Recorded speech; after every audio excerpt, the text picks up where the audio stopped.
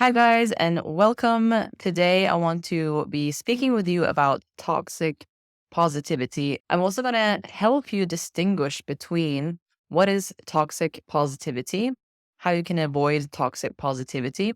I'm also going to help you distinguish between what is toxic positivity and what is choosing a healthier mindset. Because I'm not going to be encouraging you to go down negative rabbit holes and to just focus on all the negative. That's not the solution for toxic positivity. And I'm going to help you discern between when am I being toxically positive, which actually has a whole host of negative consequences, which I'm just going to go into, or when am I emotionally regulating healthily and choosing a better mindset for myself. So I'm going to give you the tools.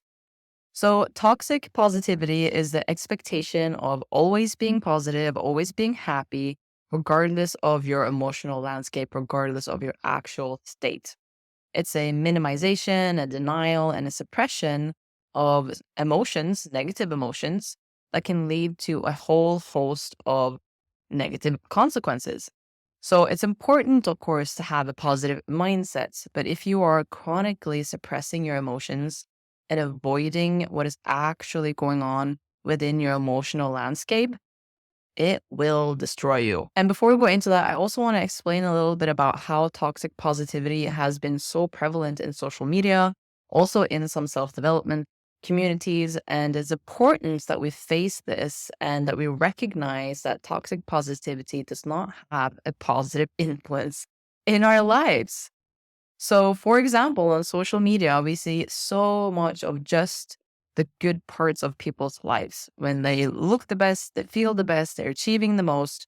And of course, it's important to congratulate and to uplift and to, encourage positive growth in our lives. But when we are only seeing one aspect of people's lives and we're not seeing everything else that is going on behind the scenes, we get this expectation that, oh, it's possible to just be happy all the time, to feel great all the time.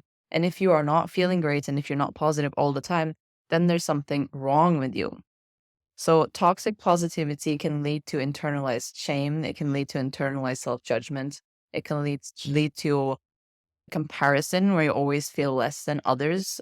And it can lead to downplaying yourself and criticizing yourself because you're not able to be positive all the time. Because no one is. Very few people are. Of course, there's more people who are mostly in the positive realm, but there's a healthy way to do it and an unhealthy way to do it, which I'll go into later on in the video. So, of course, it's possible to be more positive, but we need to be able to do it without suppressing our emotions, and that's toxic positivity. So, what does toxic positivity lead to?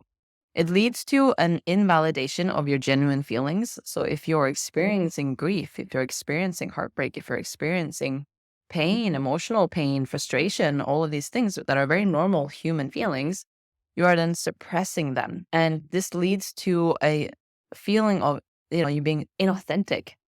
You can feel it when you're suppressing emotion and you're pretending to be happy. You can feel this discord within yourself. You're like, I'm so fake right now. Like, this is not who I really am. And that's one of the most painful experiences we can have is being inauthentic and not being true to ourselves.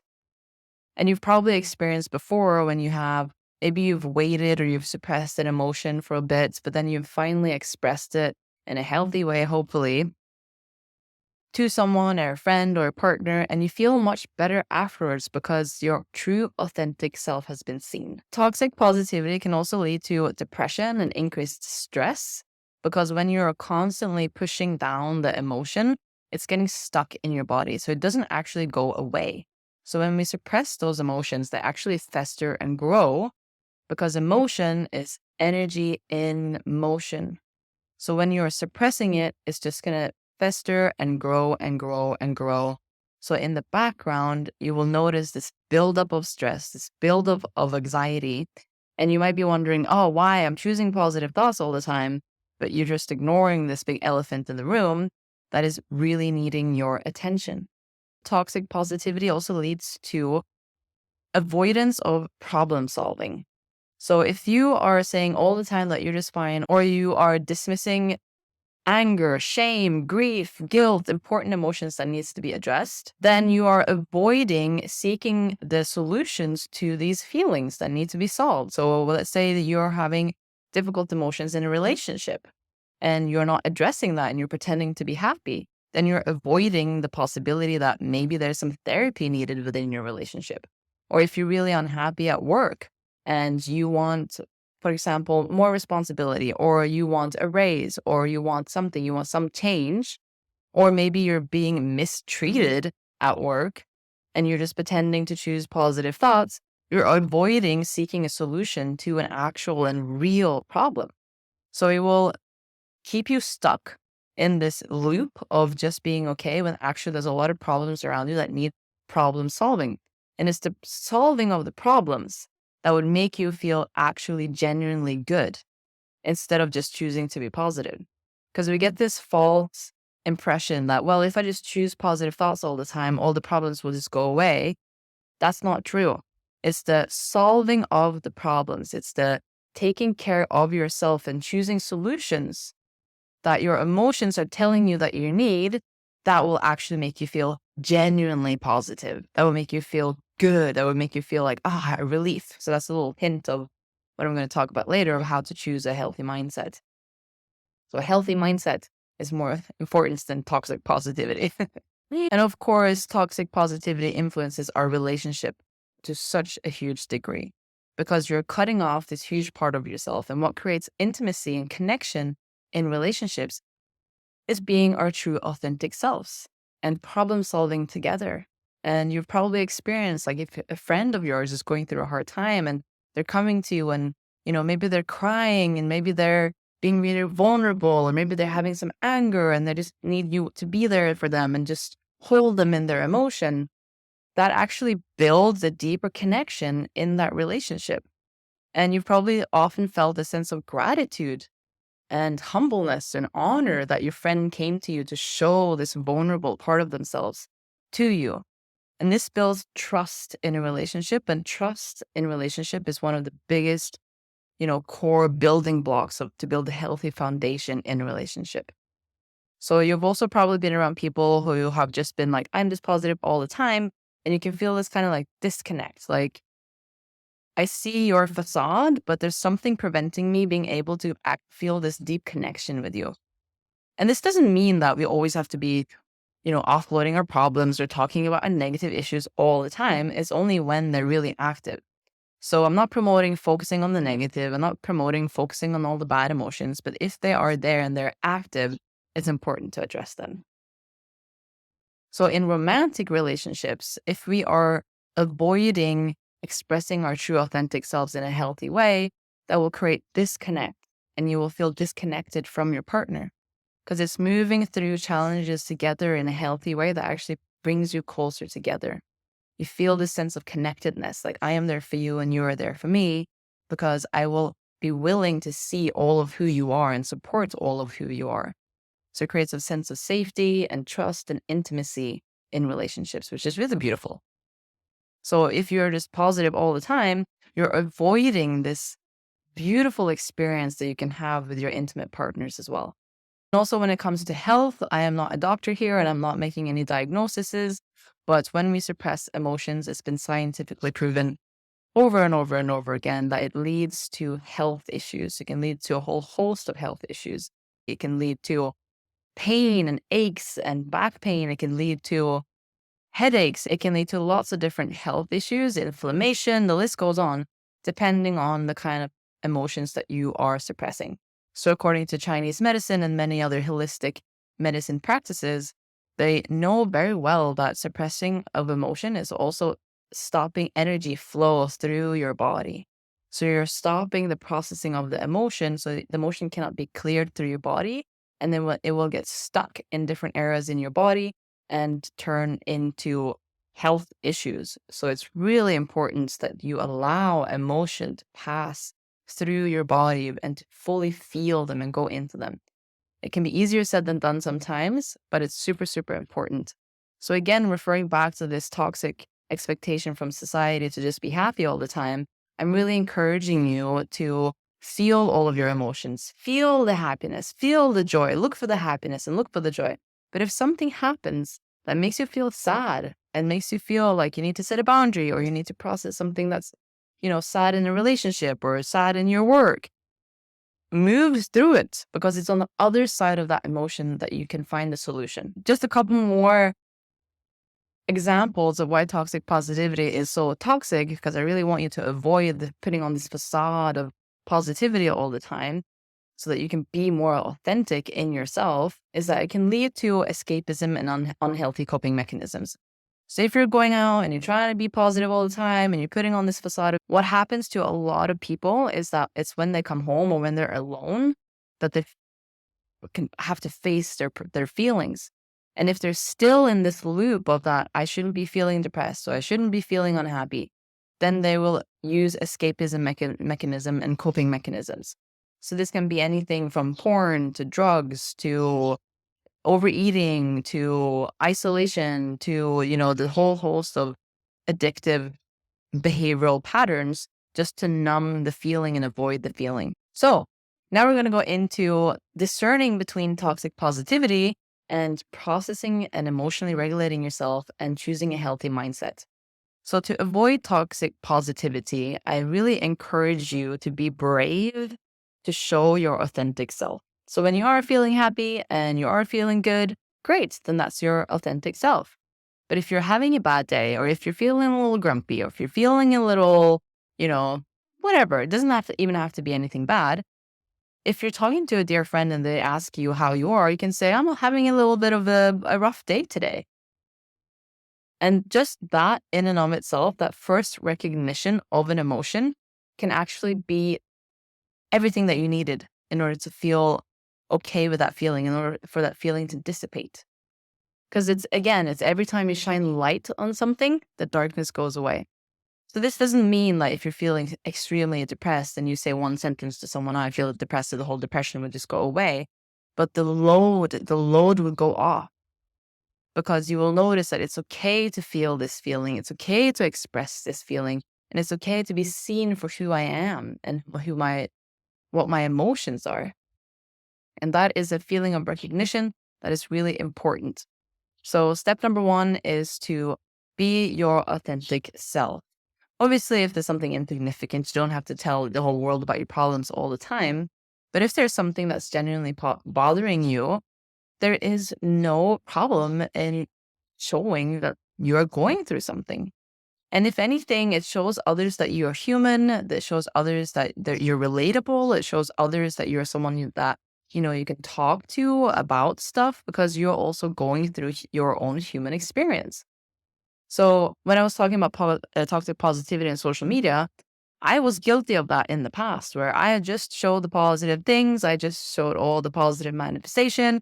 And yes, my life is a whole lot better now than before, which I'm very grateful for. But I'm still human. I still have my days and I still have experiences that are challenging and I still experience, you know, grief and sadness. And that human part of me is just never going to go away. So that's my responsibility. I'm choosing to own that no matter how much money you have in the bank, no matter how many countries you've traveled to, no matter how many amazing partners or one amazing partner that you have, emotions are always going to be a part of your life, and that's okay. It's a part of our guidance systems. Emotions tell us what we need to do, how to navigate this sea of life. So, step number 1, acknowledge the feeling and express your true, authentic self. When you've done that first acknowledgement, that actually gives you the opportunity to go to step number 2. What can I do about this? What do I need right now? What is this emotion telling me that I need? So if it's fear, if it's guilt, if it's shame, if it's anger, what does that emotion need? So listen to the emotion and ask it, what are you showing me right now? What do I need right now? Do I need to reassure myself? And again, I'm also always empowering you to be the person that you need for yourself. So of course you can always call a friend and you can ask others for support, but ask yourself first, what do I need due to this emotion? If you're really angry, do you need to take a step back? Do you need to go and Journal. What is this emotion telling me? Do I need to set better boundaries? That's another thing too. In relationships, if you are toxically positive all the time, that can lead to a lot of resentment and bitterness in the relationship. And then that's on you, because you've been choosing to ignore your feelings and be positive all the time, and suddenly you're bitter and resentful. So it's so important to be authentic with your emotions. So when you're authentic with your emotions and you acknowledge it, that leads you to step number 2, when you can ask yourself, what do I need to do? Maybe there's nothing that needs to be done. Maybe sometimes it's also okay to just sit in a bit of sadness. Just a little bit sad today. Maybe there's not even a reason. And that's okay. Every single day doesn't have to be on top of the world. So have an okayness and acknowledge your feeling, and then ask, what do I need? And if you feel like, actually, I want to shift this, I want to transmute this, I want to change this around, if you're feeling anger, then listening to the anger and hearing, okay, what is it that I need? Okay, I actually need to set better boundaries. What would make me feel better about this situation that I'm angry about? Or if you're feeling sadness, maybe you have been holding off crying. Maybe you need to have a nice big cry session, either by yourself or with a close friend, to release that emotion. And if you're feeling guilt and shame are difficult feelings to carry around. And it's really important to release guilt and shame, because they have a very strong impact on your sense of self and your confidence. So with guilt and shame, it's really important to distinguish. Are you feeling guilty for valid reasons? If you have really hurt someone, there's healthy guilt. There's something that's healthy guilt. Healthy guilt is if you have directly hurt someone, intentionally or unintentionally, and you're sensing an actual feel of empathy because of what you've done. If you're feeling that, then you can ask yourself, what can I do to repair this situation? Can I reach out to this person and say, hey, I'm feeling really bad for what I did? Is there something that I can do to make you feel better? Or is there, or I would like to do this, to repair what I did? So that is a form of self-responsibility. If you have done something that directly has damaged someone else and you feel guilty about it, that's healthy. It means you're not a psychopath. So ask the guilt, what would make the situation better? How can we resolve that? Instead of suppressing it and hiding it, ask, what can I do in order to resolve this situation? And when it comes to shame, again, shame is really important to address. So we all feel shame about something about us. It's a common human trait. But when you heal shame, you can transform so much about yourself. So if you're feeling like, really see this as an opportunity, if you feel shameful about your body, if you feel shameful about who you are, if you feel shameful about your level of intelligence, if you feel shameful about how you show up at work, if you feel shameful about your past, if you feel shameful about anything, congratulations, because now you can let that go. And the antidote to shame is self-love. So this is an opportunity for you to start loving how you look, to start loving yourself, to start loving who you are, to start loving all of your emotions, to start loving your capabilities, to start loving your skills, and notice and recognize that you don't have to be ashamed of who you are. When you came out to this world, you had you didn't have a concept of self until you were a little bit older. But you came out as this full raw expression of yourself. So bring yourself back to that. Release any shame that you have about yourself, because shame only holds you back, and shame grows in silence.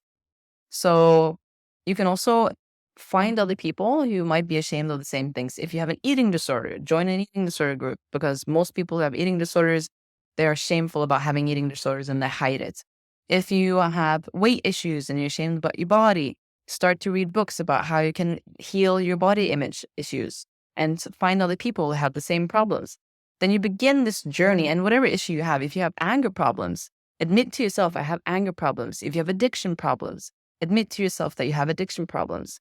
This is why Alcoholic Anonymous, according to David R. Hawkins' books, I highly recommend to read all of David R. Hawkins' books. They're amazing. He also describes the scale of consciousness The Alcoholic Anonymous groups has a frequency of 520, I think it is, very close to love, and is highly effective for people who are shameful about their addictions. Because what do? Number one, they go, "Hi, my name is, and I'm an alcoholic." And in that space, they're fully accepted and loved for the problem that they're having. And they're with other people who share that problem. So whatever you're ashamed about, acknowledge it, see it as an opportunity of like, now I can release this and I can go on an empowering journey. So this is the opposite of toxic positivity. You are honoring and recognizing and going into the emotions that you're having. You are listening to what they're telling you. And then number three, you're going into the solutions. How can I solve these issues for myself? How can I make myself feel better? How can I be the full authentic expression of myself? And what all of these things will do, instead of toxic positivity that leads to disconnection, that leads to depression, that leads to distance, acknowledging, number one, acknowledging, number two, expressing, number three, finding the solution. What this path would lead you to is an upward spiral, and it will make you feel stronger in yourself. You will feel authentic, positive feelings about yourself because you're taking actions towards a future that's better for you instead of just faking it. So this is the healthy positivity that we want to put you on, acknowledging your feelings, acknowledging your patterns. And if you feel blocked and you have limiting beliefs, then you can go into subconscious reprogramming, which is what I am all about. And you can deprogram all of those negative thought patterns that are keeping you back from healthy, authentic, positive life experiences. So this is my message for you today. The difference between toxic positivity and healthy positivity, that's more action orientated, that's fulfilling, that's expressive, that's authentic, that's genuine, leads to deeper intimate connections, leads to, absence of all of the health problems, and leads to a genuinely healthy relationship with yourself where you can feel fulfilled. So I hope this was helpful. Please click like, subscribe, do all of that stuff. It really helps the channel and for me to continue to make videos. You can ask me any questions anytime. Go to my website. I'm happy to answer any questions that you have. And I will see you next time.